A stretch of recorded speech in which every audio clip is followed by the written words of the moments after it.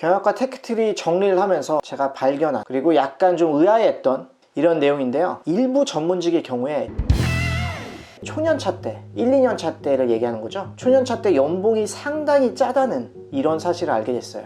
회계사는 상대적으로 연봉이 높지만 일부 타 전문직의 경우에는 생각했던 것보다 연봉이 상당히 낮길래 그 이유가 뭘지에 대해서 생각을 해봤죠. 결론부터 말씀드리면은 연봉이 짠 이유는 수습이 끝나고 대부분 개업을 하러 가기 때문에, 아니면 수습이 끝나자마자 대부분 해당 법인에서 이탈을 하기 때문에 연봉을 많이 줄 유인이 없다는 거. 이게 제가 드는 생각이에요. 오래 다닐 것으로 기대가 안 되니까 우리는 연봉을 많이 안 준다 라고 대놓고 얘기하는 사람은 없지만 결과적으로 봤을 때는 그렇게 될 수밖에 없다는 거. 회계사 같은 경우는 연봉을 왜 많이 주느냐면, 회계사 1, 2년 하고서 회계사 개업 시장에 뛰어드는 사람은 거의 없어요.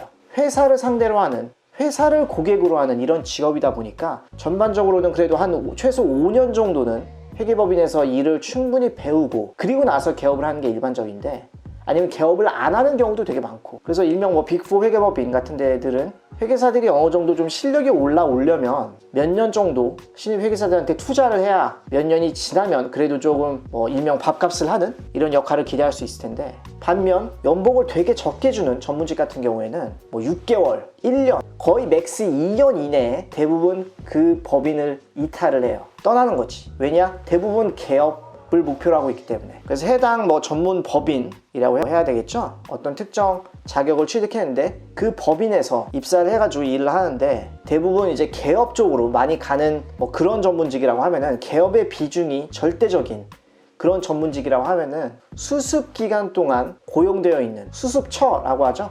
수습처에서 신입 어떤 전문직들, 신입 자격사들한테 높은 연봉을 줄 유인이 없겠죠. 왜냐면은 금방 다들 나갈 거니까. 많이 주려면 키워서 우리 회사에 기여할 수 있는 이런 부분이 크게 있어야 할 텐데, 그런 게 딱히 없다 보니까 초년차 때 일부 전문직의 경우에는 상당히 낮은 연봉을 주는 것으로 판단이 됩니다. 그래서 제가 느끼기에 상대적으로 회계사 같은 경우는 기대 근속 기간이, 회계법인, 어떤 일명 좀 큰 법인에서 이 직원들의 기대 근속 기간이 상대적으로 길고, 그렇기 때문에 내부 인력을 양성하고 즉시 전력감을 만들려면 아무래도 내부 인력을 교육시키고 이런 데 시간과 비용이 많이 들어가죠. 특히 이제 개업을 하기 위해서는 상당한 어떤 시간이 들어가기 때문에 개업을 안 할 수도 있고, 아무튼 타 전문직, 조금 연봉이 낮은 그런 전문직보다는 회계법인을 더 오래 다닐 것으로 기대가 된다. 그래서 연봉을 상대적으로 많이 주고 내부 인력 양성하는데 신경을 많이 쓰는 편이다. 그래서 초년차임에도, 회계사의 경우 초년차임에도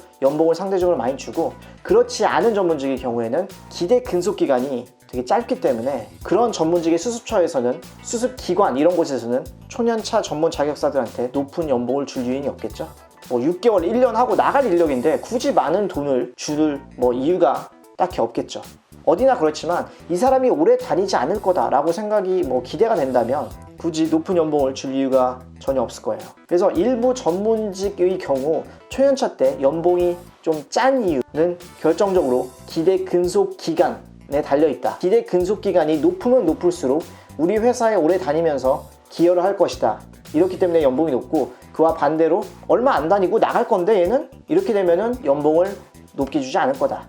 이런 식으로 정리하시면 될 것 같아요. 이번 내용 간단하게 좀 알아봤고, 다음 시간에도 또 유익한 내용으로 찾아뵙도록 할게요.